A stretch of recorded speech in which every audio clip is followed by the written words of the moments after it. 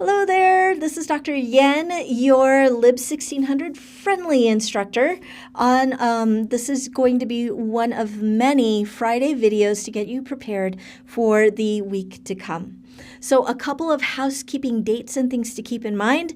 Today, your syllabus quiz is due. If you haven't done it already, you need to pass the syllabus quiz with 100% so that you can unlock Quiz 1. So please get that done as soon as possible.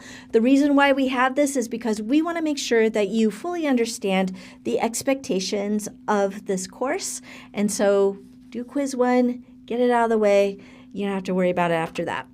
Second is 1029 is test out. Application is due. What that means is if you've taken a course like Lib 1600 and you already have those skills, you can apply for the test out, pay $150, take the test, and if you pass, you actually get credit for Lib 1600. You don't have to take the course, okay? The other thing is this coming Tuesday, we will have our weekly live quiz review session. It's going to be on Zoom. The Zoom address is in the calendar for you. I will send it in the announcements as well. We will go over some of the most missed questions on the quiz. We'll run a Socrative so you can test what you know, and then you should be afterwards ready to take your quiz on Wednesday. Wednesday, 10:30 is when the quiz 1 is due. Now, a lot of students wait until the very last minute. What I suggest is take quiz 1, at least your first attempt, on or before this Wednesday. And I'll explain some of those tactics and why I do that in a minute, okay? So now let me give you a very quick overview of the class in terms of the fact that the first 2 weeks of the class, we're going to be covering modules 1 and 2. These are fairly easy, not too difficult. Because you can take quizzes early, I actually highly suggest that you do. If you can get quizzes 1 and 2 out of the way sooner, the better, because quiz 3 tends to be the most difficult quiz in the entire course. And a lot of students end up having to take it again, take the quizzes again, or they come in for help. Because you've got other midterms and finals and all of that stuff, it's just better to take 1 and 2 early and then tackle 3, spend some time in 3 before you can ace that quiz, okay? Now, the other thing I want to talk about is there's different ways to prepare for your quizzes in this class. I'm going to talk about ways to study, okay? Some students, as we found out, will do the try-its at the top of the page, and then based on the try-its, they'll pick which sections that they want to read next. This is a really efficient strategy, especially for those of you who already may know some things and you just need to fill in the holes of the knowledge that you're missing. Okay? The other thing is that, like I said before, you can go to the quiz review. So read, skim through everything, go to the quiz review, and then take your quiz. Or there are other students, this one's the risky part, but I know it still works because a lot of students do it. Some students will dive directly into the quiz because you remember you have 3 chances to to pass your quizzes, right? So you get 3 chances to pass your quizzes. You need a 16 or above. What I highly suggest is use all 3 of your chances.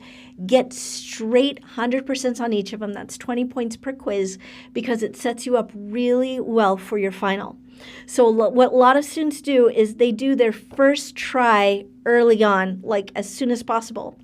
And then they'll access that quiz and use it to figure out what sections they want to study. Okay? Once they do the studying, they take the second attempt on quiz 1 before Wednesday or on Wednesday. And based on that, they do some polish up. They may come and see me, and then they go back, and on their third try, they completely ace the quiz with 100%. This might be you. This may not be you, but I'm just kind of sharing some things that you can do. So ways to get help, like I said before, the interactives in the modules are really, really helpful for that. Many of those interactives are modeled after some of the quiz questions. So if you're doing well on the interactives, you're probably going to do well on the quiz questions. If you have trouble with the interactives, you can come in and get help. You can always ask me or go to the quiz reviews and ask those questions there or send me an email. I'm happy to help in any capacity that I can. Okay? All right. Once you ace your quizzes, make notes for your final. I suggest making notes as you go along. I'm going to say this today, and I'm going to say this many times. Your final is going to be closed book. Unlike all of your quizzes, you're only allowed 2 8.5 by 11 sheets of paper, front and back, but you can put anything on those sheets of paper. I like to go along and just make notes of the things I want to put in my sheets of paper. Some students wait until the last minute. Completely up to you. The reason why I suggest doing it right after taking the quiz is that information is fresh in your brain. You'll know what to put on those notes, and then you can move on to the next module, okay? All right, speaking of the module, in Module 1, what we're really going to cover is a bird's eye view of the entire research process. When you're going into your classes, you're going to get a lot of research assignments, and those assignments very roughly, more or less, follow this research process. Understanding your assignment parameters, knowing what kinds of information are going to be acceptable for that assignment, right? Being able to collect that information, knowing exactly where to go to get that information, synthesizing and processing that information, citing that information that you used before you actually report out. That's really what Module 1 is about, is to give you that overview. But some things that you may not know until now, because it's normally not covered in the high school level, is the different kinds of information formats that you get in a college level research environment. So more than likely, when you were in high school, the stuff that you found on Google was probably good enough. The stuff that you found in your library was probably good enough. The problem once you get to college level research is that academics don't write the kinds of things that you see at the high school level, okay? When we write books in academia, and you're going to find this out in Module 1, scholarly books look a little bit different than, say, the kinds of books that you get in the library at a high school or even your Ames Public Library. Scholarly books present research and data and findings.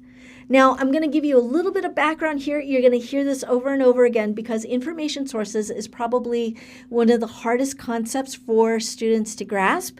Again, it's because in the past, you've probably dealt with only a small amount of the kinds of information that you use in research. And now you're going to be presented with a lot of different sources that maybe you've never dealt with before.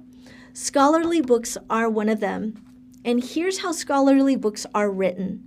Usually, like high school books or books written for a popular audience, you have one author or two authors who write the whole book from start to finish, right? Every single chapter.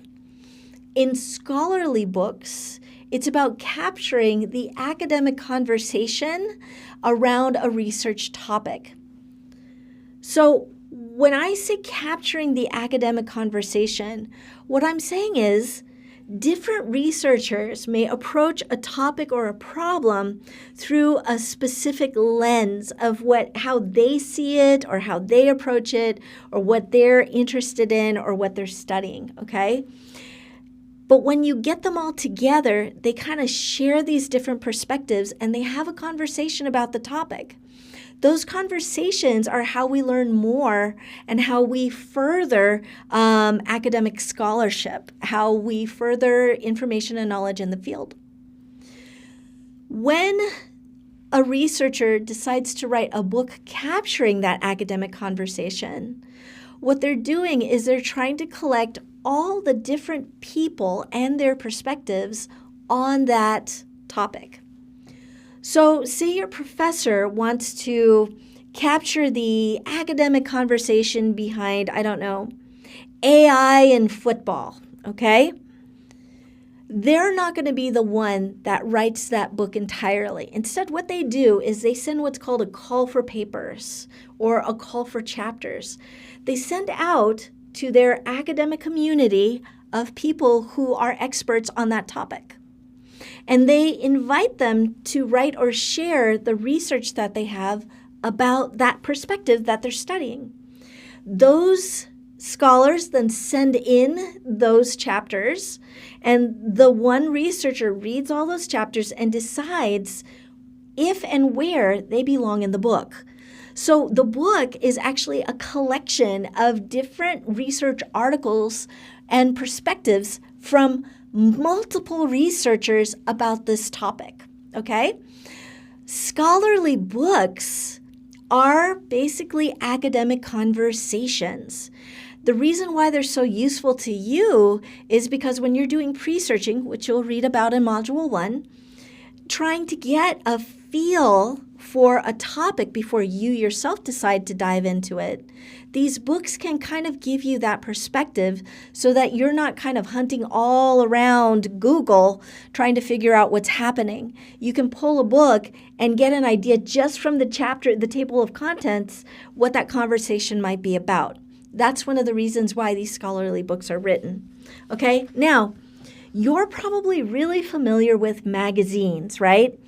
Magazines like Vogue or Reader's Digest or Time or Popular Mechanics.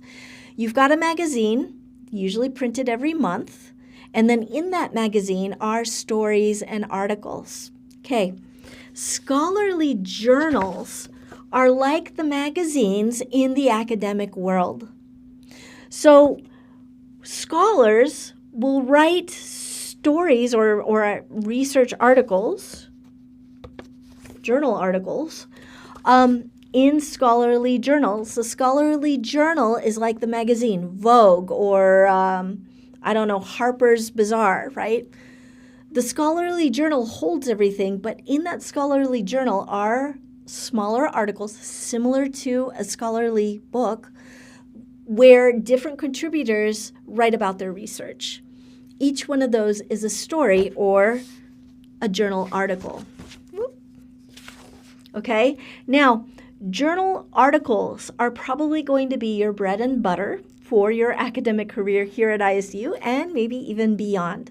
So you want to be really familiar with journal articles. There is a section in this module that tells you about journal articles in more detail, but more importantly, there are tips in there to tell you how to read them efficiently. Journal articles are extremely dense. I'd almost say they're constipated with information. And if you don't know how to read them well, you'll end up reading 50, sometimes 70 pages of very, very, very concentrated information, and it's very hard to read. However, they're not written for you to read them from start to finish. That's the idea, okay? Journal articles are meant for you to read based on section. So for example, if you just want an overview, you only read the abstract, which is like usually paragraph. If you want to understand the methodology, the method of how they do a certain thing, you only read the method section in that journal article. So I highly suggest focusing on this page on how to read journal articles because it's probably going to save you a whole lot of time down the line when you're doing a research project. You've got 20 different journal articles and you realize you don't have to actually read from start to finish all 20. Maybe you only have 20 paragraphs to read instead, okay? All right, we talked about the pre-searching part of this. Pre-searching is what you do in order to find out just enough background information to help you determine whether this is a good topic to pursue. That is something also in Module 1 that you'll be looking at, so stay tuned for that. Another thing that students have a little bit of difficulty understanding is the mechanics behind a research question. I'm going to talk a little bit more about this probably on Monday and definitely when we do quiz review. Just focus on the research question a little bit because again, this is probably a section that you're not familiar with that is fairly new to you because you're an academic researcher now, okay? Finally, I just want to say, stay tuned. There is going to be another video on Monday that I'm going to create that's going to explain a little bit more about information sources. Again, the books, the book chapters, the journal articles, the newspapers, you name it. The reason why is because we found out from other Lib 1600 students that while information sources is probably one of the most important things to know and be aware of in college level research, it's probably the one that is the most difficult thing to understand because it's so new. Okay, again, most of the time, most people outside of the university never touch a scholarly article, let alone a scholarly book or a book chapter. But you're going to be using a lot of these materials in your research assignment because that's what academics do, but that's also how you learn more about your field and how you become an expert on the topics that are in your major. So that is all for this overview. I hope it was helpful to you. I will see you on Monday, and as always, if you have any questions at all, feel free to send me a short email. You can drop by, leave me a note. I am happy to support you in any way I can. Have a great weekend. See you soon. Bye.